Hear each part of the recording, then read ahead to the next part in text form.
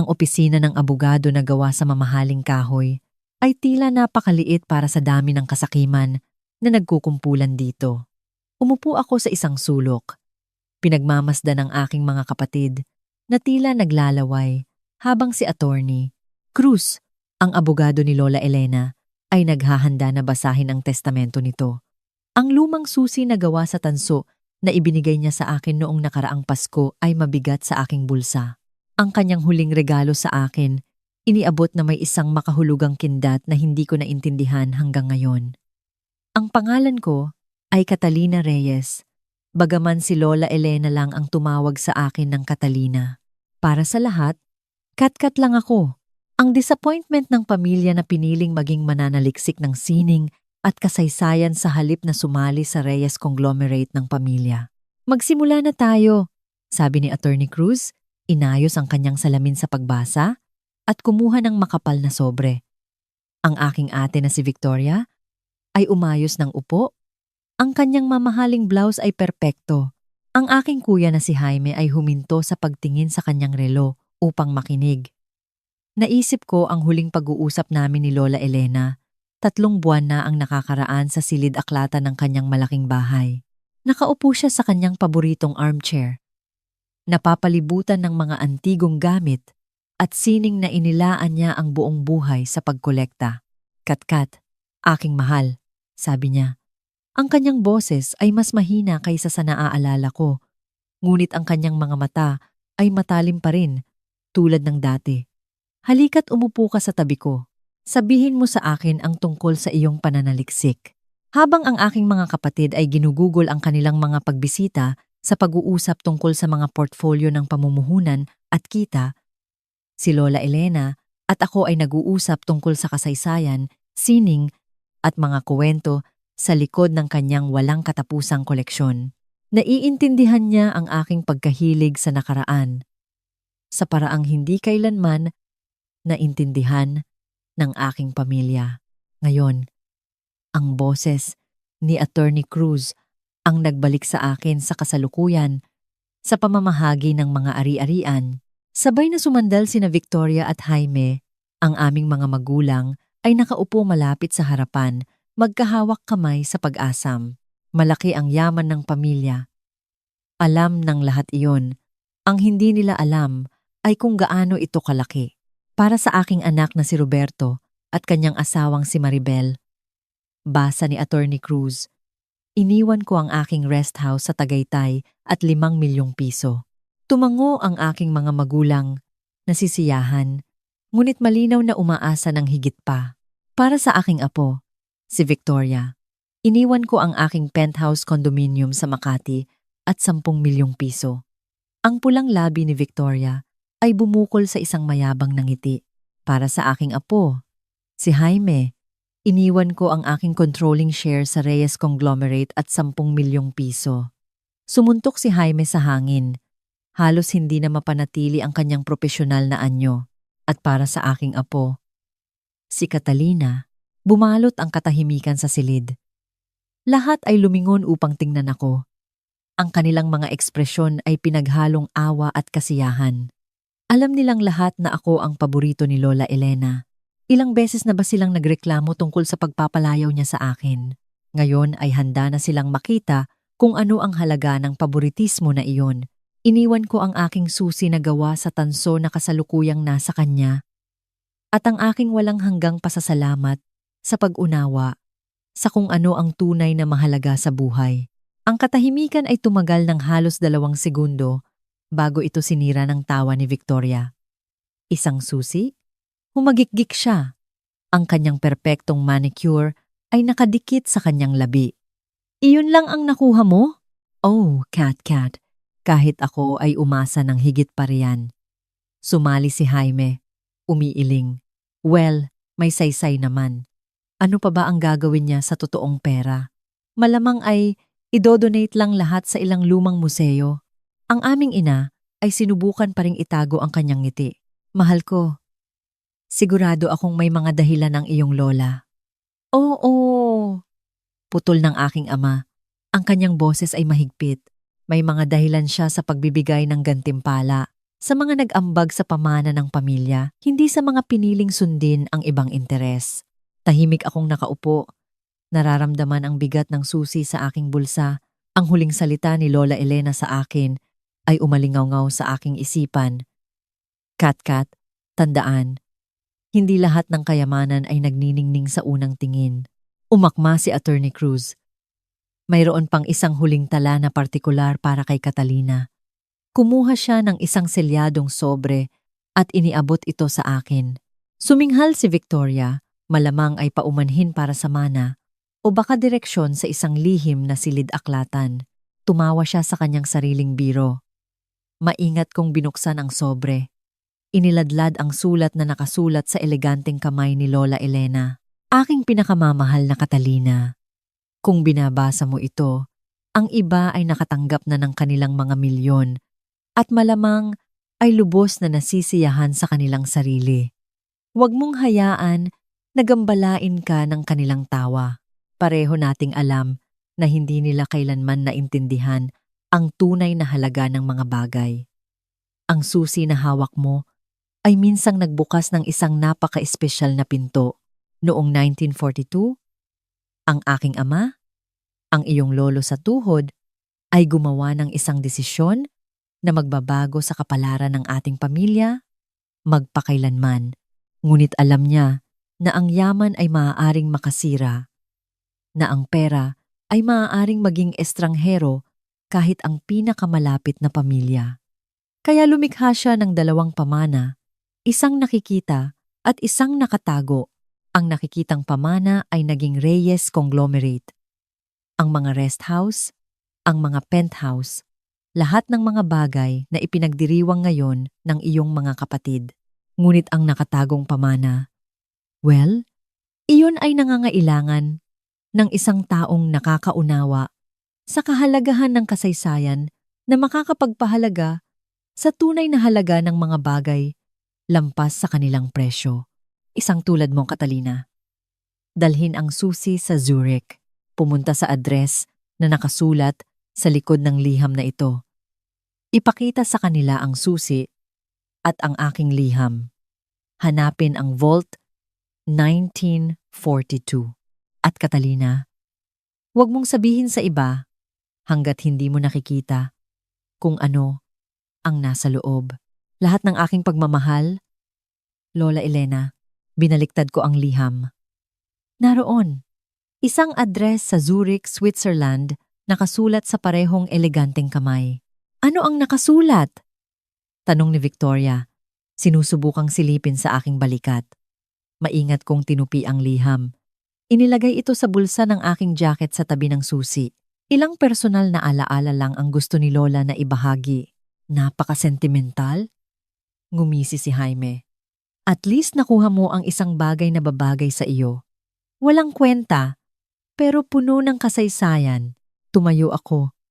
Kinuha ang aking mga gamit. Oo, iyon nga ang karapat-dapat sa akin. Nagawa kong panatilihing matatag ang aking boses sa kabila ng pananabik na bumubuo sa aking dibdib. Aalis na agad? Tawag ni Victoria sa akin habang patungo ako sa pinto. Ayaw mo bang tulungan kaming planuhin kung ano ang gagawin sa aming mga milyon? Huminto ako sa pintuan. Lumingon sa aking pamilya. Lahat sila ay lubos na nasisiyahan sa kanilang nakikitang yaman. Wala ni isa sa kanila ang nagtataka kung bakit ginugol ni Lola Elena ang kanyang huling mga taon sa pagtuturo sa akin tungkol sa sining, mga antigong gamit, at kasaysayan ng mga koneksyon ng aming pamilya sa Europa. Hindi na kailangan. Ngumiti ako. May pananaliksik akong gagawin. Nang gabing iyon, sa aking maliit na apartment na gustong-gusto punahin ng aking pamilya, nagbook ako ng flight patungong Zurich. Habang nag-iimpake ako ng aking bag, mas maingat kong tiningnan ang susi kaysa dati. Hindi lang ito luma, antigo ito. Marahil ay galing sa Europa, na may masalimuot na ukit na tila nagsasabi ng sarili nitong kuwento. Nag-vibrate ang aking telepono na may mga mensahe mula sa aking mga kapatid. Victoria, sana hindi ka masyadong nadismaya sa testamento. Pero seryoso, Ano pa ba ang inaasahan mo? Jaime, hey sis, kung kailangan mo ng pautang, makapagbibigay ako ng ilang barya mula sa aking mana. Para saan pa ang pamilya? Pinatay ko ang aking telepono at itinaas ang susi sa ilaw. Ginugol ni Lola Elena ang mga taon sa paghahanda sa akin. Para sa sandaling ito, tinuturuan ako tungkol sa sining, kasaysayan, at halaga. Habang ang aking mga kapatid ay umaattend sa mga board meeting at charity gala, nakaupo ako sa kanya ng maraming oras. Natututo tungkol sa buhay ng kanyang ama sa Europa bago ang World War II, tungkol sa mga koleksyon na kanyang itinayo, tungkol sa mga desisyon na kanyang ginawa upang protektahan ang pamana ng aming pamilya. Tandaan, Kat, sasabihin niya, ang kasaysayan ay hindi lang tungkol sa nakaraan, ito ay tungkol sa pag-unawa sa kung ano ang piniling panatilihin ng mga tao at bakit. Ngayon, habang sinusundan ko ang mga ukit sa susi, nagtataka ako kung ano nga ba ang piniling panatilihin ng aking lolo sa tuhod sa Swiss vault na iyon. Ano man iyon, ginugol ni Lola Elena ang mga taon sa pagtiyak na handa akong hanapin ito. Bukas, sasakay ako ng eroplano patungong Zurich. Bukas, matutuklasan ko kung anong pamana ang mas mahalaga kaysa sa milyon-milyong piso ng aking mga kapatid. Ngunit ngayong gabi, umupo ako sa aking mesa at sinimulan ang aking pananaliksik.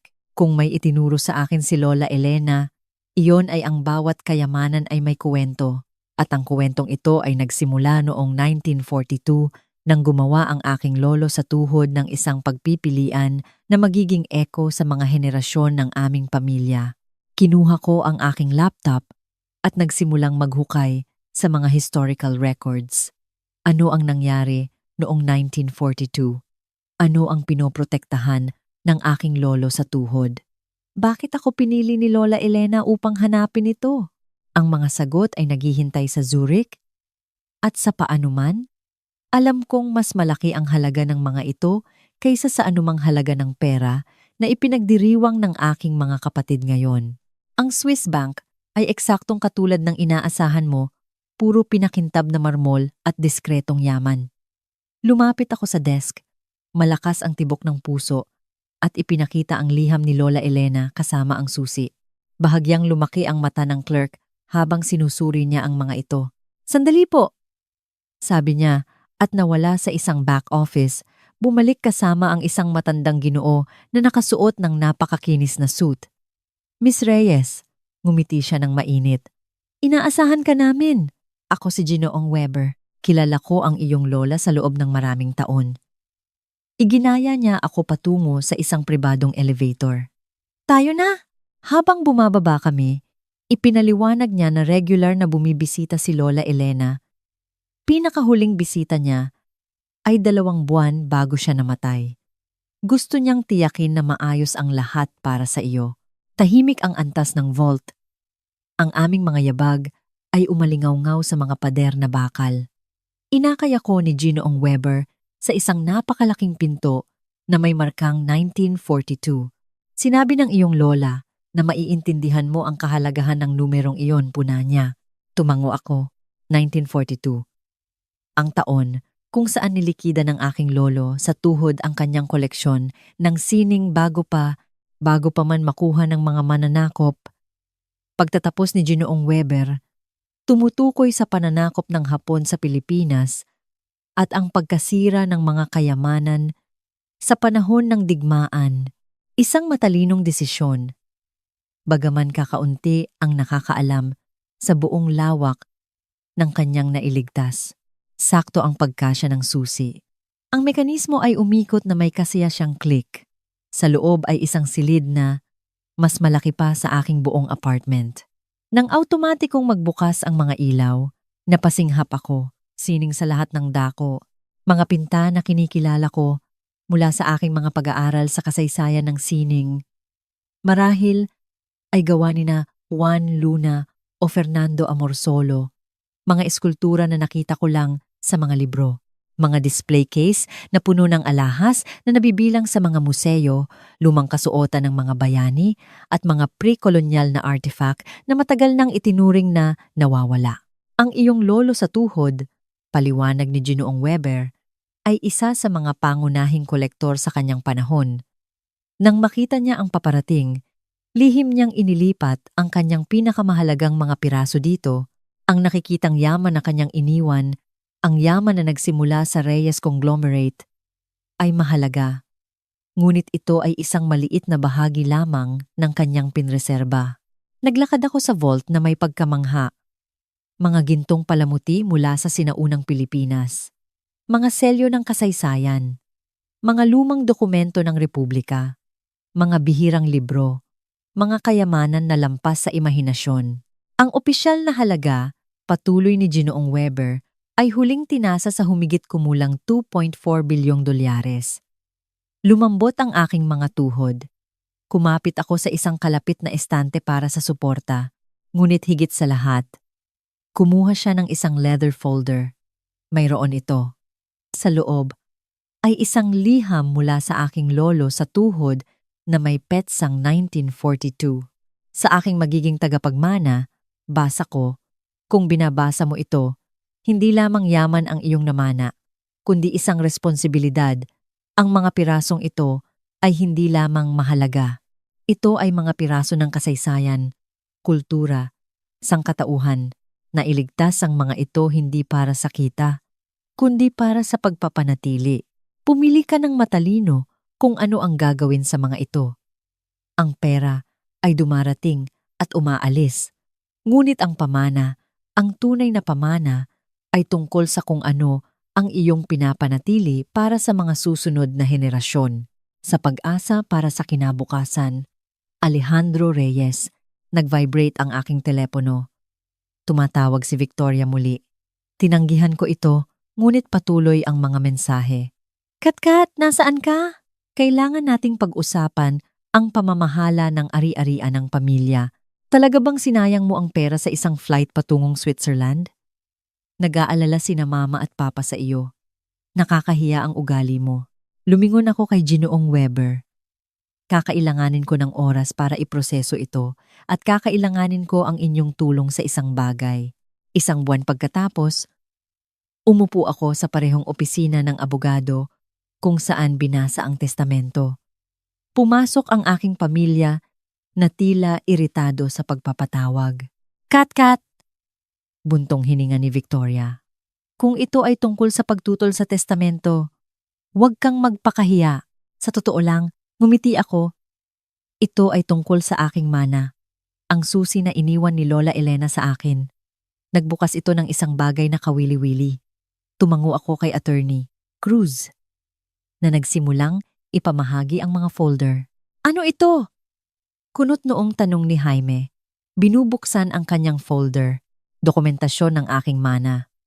Mahinahon kong sabi.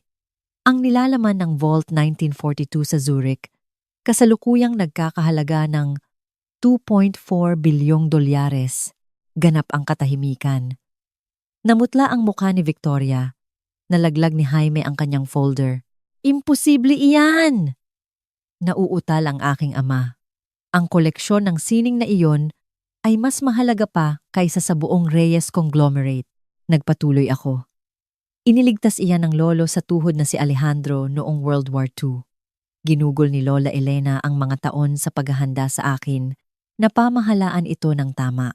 Pero kami ang nakakuha ng pera. Mahinang protesta ni Victoria. Ang mga ari-arian. Nakuha ninyo ang nakikitang yaman. Itinama ko siya. Nakuha ko ang nakatagong pamana. Bagaman, sa personal, sa tingin ko, ang ilan sa mga pirasong ito ay nabibilang sa mga museo kung saan maaaring pahalagahan ng lahat ang mga ito. Mga museo? Mukhang takot na takot si Jaime. Hindi mo lang maaaring ibigay ang bilyon-bilyong ari-arian. Naisip ko ang liham ng aking lolo sa tuhod. Sa totoo lang, kaya ko. Ang mga pirasong ito ay pinreserba para sa kanilang kultural na halaga, hindi sa kanilang presyo. Isang bagay na marahil ay naintindihan mo kung kailanman ay nag-abala kang makinig sa mga kwento ni Lola sa halip na maghintay lang sa kanyang pera. Maaari nating tutulan ito, sabi ng aking ama.